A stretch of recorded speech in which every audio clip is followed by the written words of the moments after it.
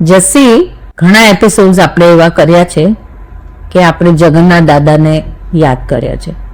જગન્નાથપુરીના ધામમાં આપણે જવાનું જ છે અને ત્યાં દર્શન કરવાના જ છે.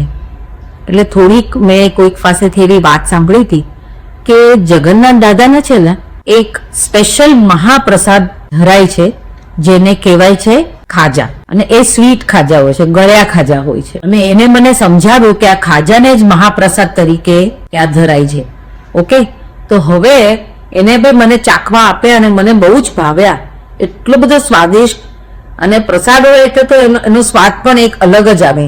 એમાં પ્રભુને ધરેલું હોય, જગન્નાથ દાદાને, કૃષ્ણ ભગવાને, ભગવાન વિષ્ણુને, ત્યારે તો એનો એક્સ્ટ્રીમલી ગુડ સ્વાદ હોય છે. તો હવે મારે એ જાણવું છે કે આ ખાજા કેવી રીતે બને છે, અને મારે કને એ પૂછવું છે જસી કે આ ખાજા જ કેમ ધરાય છે મહાપ્રસાદમાં? એની કોઈ સ્ટોરી છે? મને તું જણાવ ને પ્લીઝ.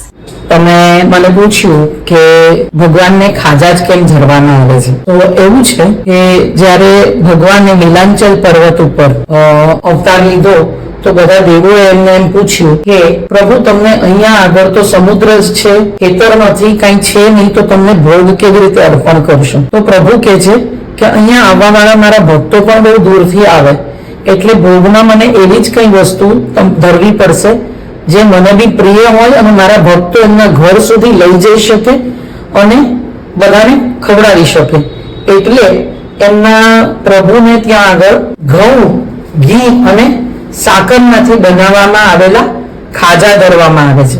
હવે ખાજા એટલે મતલબ શું થાય કે પળવાળું, આમ પરતવાળું. તો એનો મતલબ એ પણ છે કે આપણે એ ખાજા ખાઈને આપણા અંતર્મનના એક એક પરતો છોડતા જઈએ. અભિમાન, ગુસ્સો, ક્રોધ, લાલચ, આ બધા આપણે ધીરે ધીરે છોડતા જવાના અને પ્રભુ ભક્તિમાં એમને અર્પણ થવાનું. એટલા માટે આ ખાજા ત્યાં ધરવામાં આવે. બીજું કે ખાજા મહાપ્રસાદ છે કેમ કે એની આયુષ્ય લાંબી છે. મતલબ આજે ખાજા બનાવી અને કોઈ જગન્નાથપુરીથી સીધું નીચે કન્યાકુમારી સુધી બી લઈ જશે તો એટલા દિવસો સુધી એ બગડશે નહીં, એ સારા રહેશે, એ કોરા છે. અને પ્રભુએ એમ કીધું છે કે એ પવિત્ર છે. એ ઘઉં, ઘી અને સાકરમાંથી ધીરે ધીરે ધીરે બનાવવામાં આવે છે.